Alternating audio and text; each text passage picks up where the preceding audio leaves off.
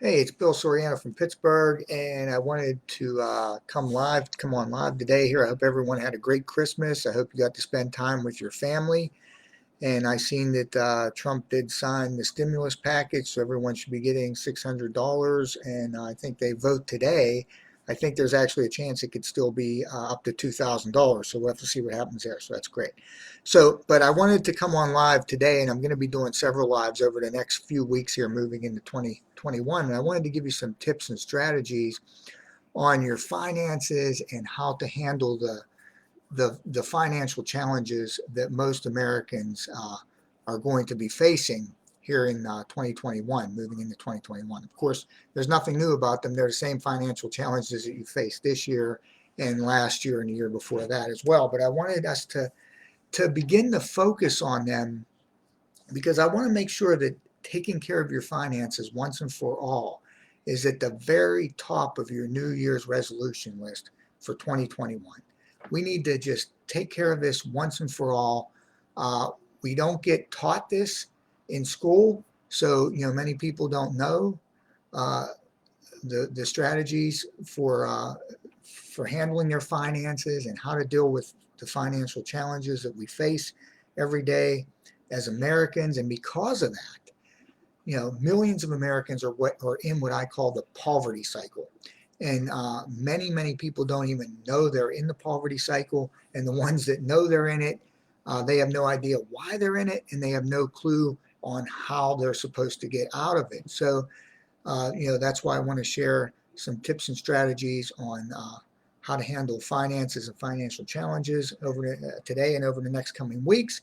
And that's why it's so important for us to put that at the top of our New Year's resolution list, to take care of our finances once and for all so that we can get out of the poverty cycle and stay out of there.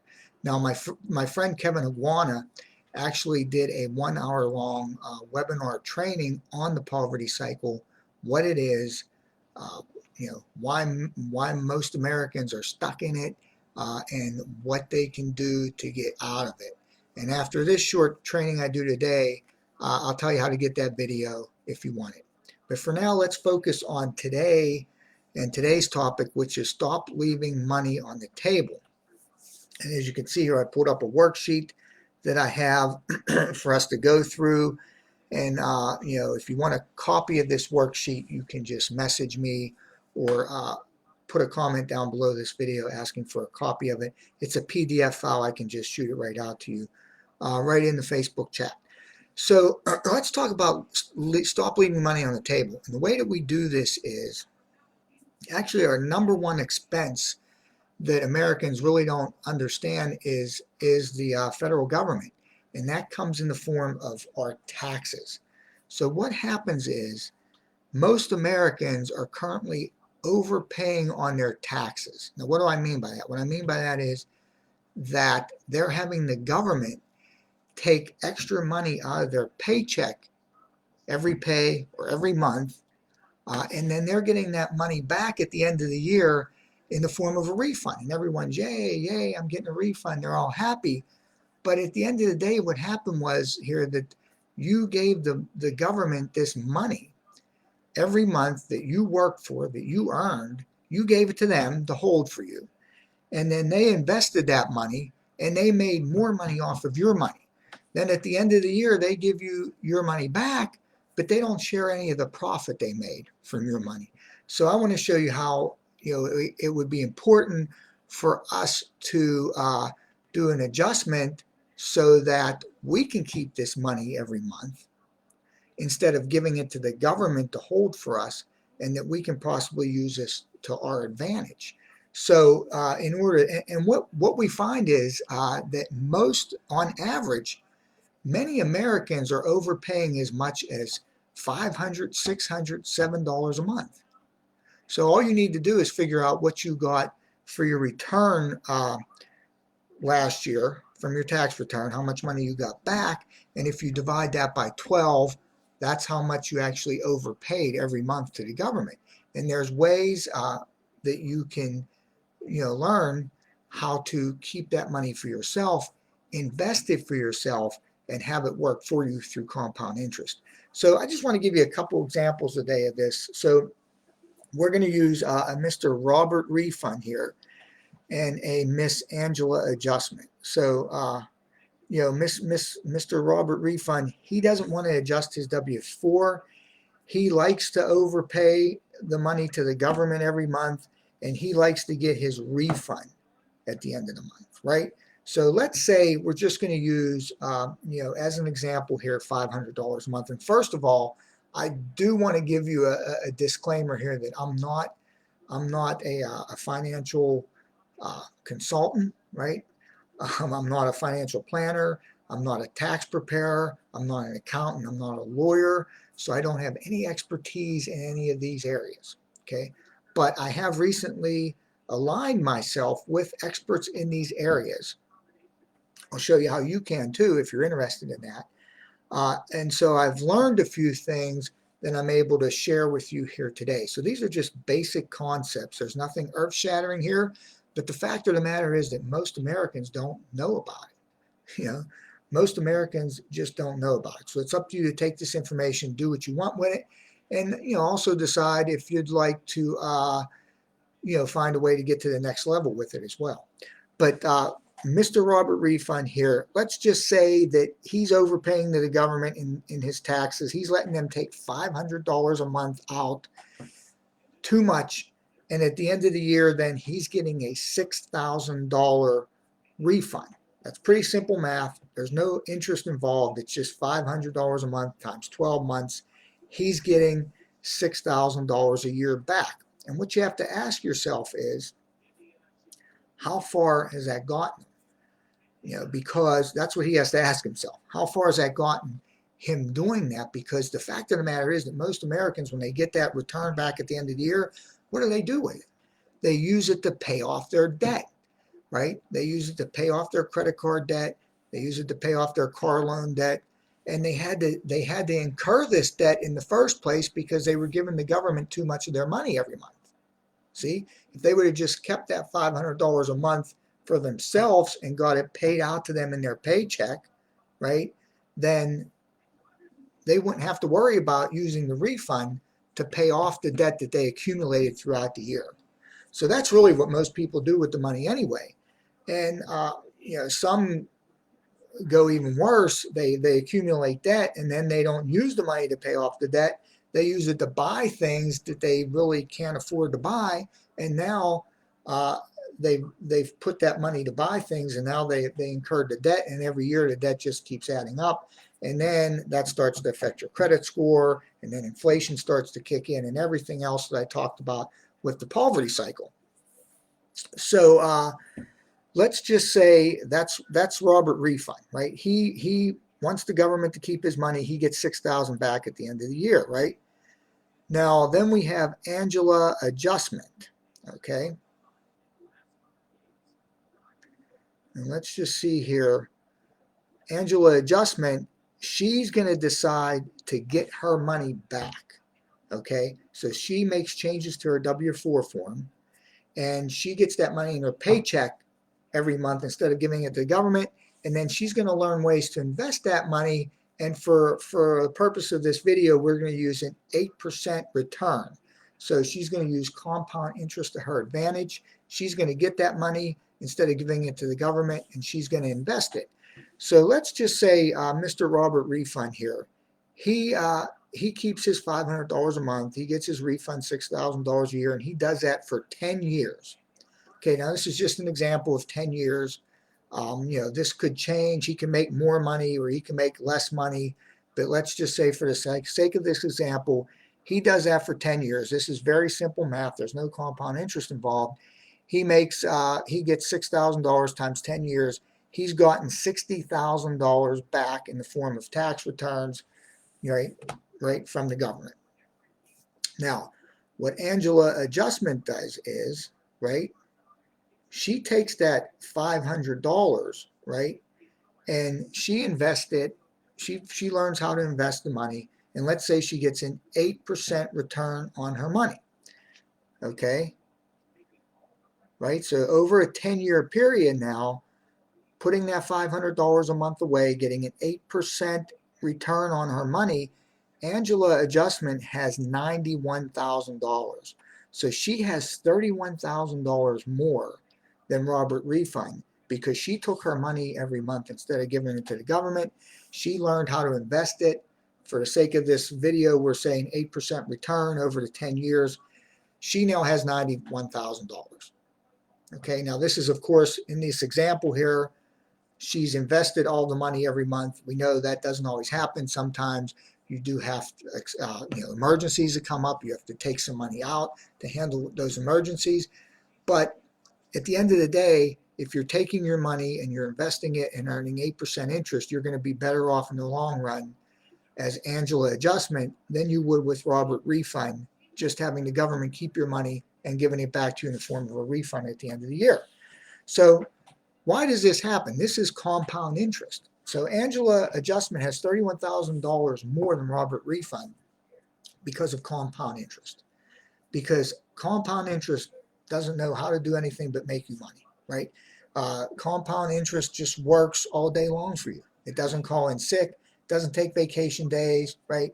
Doesn't have an attitude, doesn't take smoke breaks, extra smoke breaks. It doesn't take extra bathroom breaks. All compound interest knows how to do is make more money for you.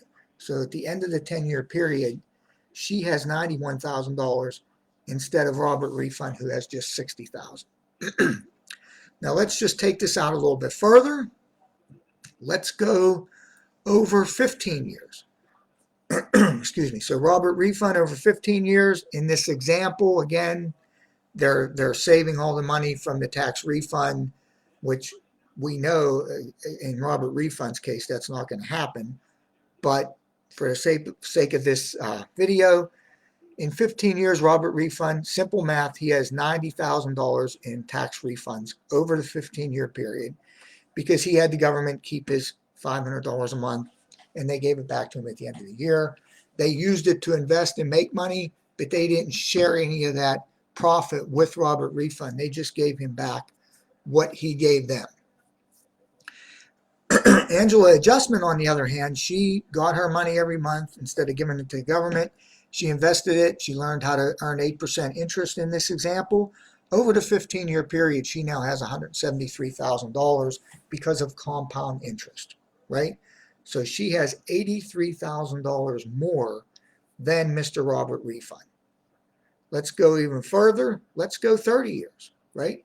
Robert Refund, 30 years times $6,000, basic math, no interest involved. He gets $180,000. Miss Angela Adjustment, she decided to take her $500 every month, invest it on her own. She learned how to invest it properly to earn, in this example, an 8% return on her money every month on average. She now has, after 30 years, with the same amount of money, $745,000 compared to Robert Refund, who only has $180,000. This is why, guys, it's so important for us to learn how to adjust our W-4 form, make the adjustment, start to keep this money and give it to ourselves instead of giving it to the government for them to use and make more money off of, and they just give it back to you what you gave them at the end of the year. So they hold it all year long for you. They make money on it all year long, and then they don't share any of the profit with you. So that's why it's so, so important. And that's why this is the first tip that I'm sharing with you. The first strategy is how to stop leaving money on the table moving into 2021.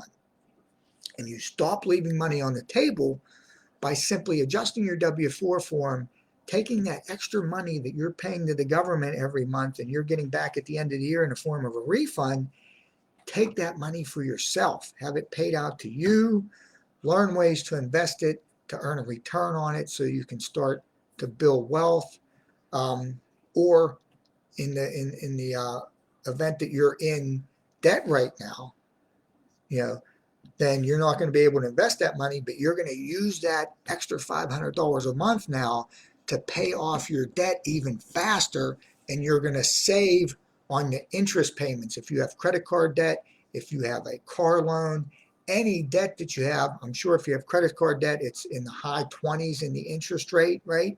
You're going to want to pay that off first before you start investing it to build wealth, because there's no point in earning 8% interest on your money in an investment if you're paying 25% interest to a credit card that you have a $5,000 or a $10,000 balance on. So it makes more sense to take your minimum payment on that credit card, add this $500 to it, and pay that credit card off faster and reduce that interest amount that you pay over the life of that debt on that credit card. So in this example, though, we showed you how investing that money over a 30-year period, Angela Adjustment has $745,000, Robert Refund has just $180,000. So you have to stop leaving money on the table, right? You have to leave the simple world and you have to join the compound world, the world of compound interest, right? What happens is the middle class gets taxed and the wealthy learn how to defer their taxes, right? The middle class gets taxed. Let me say that again. The middle class gets taxed and the wealthy learn how to defer their taxes. A refund pays you back, right? Re meaning again, fund meaning money. It's just your money again, right? A refund pays you back, but you deserve your money up front. So you're going to want to learn how to adjust your W-4 form moving into 2021 here if you haven't done that already. Like I said, this is basic information. So many of you may have already taken care of this. Many of you already know this, but there are a large majority of Americans that just don't know about this. So it's up to you to take this information, do what you want with it, and then decide if you want to learn more and take it to the next level. So, as I said earlier when I started this video, my friend Kevin Higuana did do a 1 hour long training webinar on the poverty cycle, what it is, why most of Americans are stuck in it, and more importantly, how you can get out of it. So if you'd like the link to that video training, just send me a private message or drop me a comment down below this video. Say, hey, Bill, send me the link to the webinar, right? If you'd like a copy of this worksheet, the same thing. Send me a direct message, drop me a comment down below this video. Hey, Bill, send me a copy of that worksheet that you showed us in your Facebook Live today. Any other questions, guys? Feel free to comment down below this video on that. And then, like I said, I will be doing several more videos over the coming weeks here, giving you more tips and strategies on your finances and how to deal with the financial challenges that most Americans face. And we're going to do this now so that we can look at putting this at the top of our New Year's resolutions list for 2021, taking care of our finances once and for all. Till next time, Bill Soriano from Pittsburgh. Have a great day.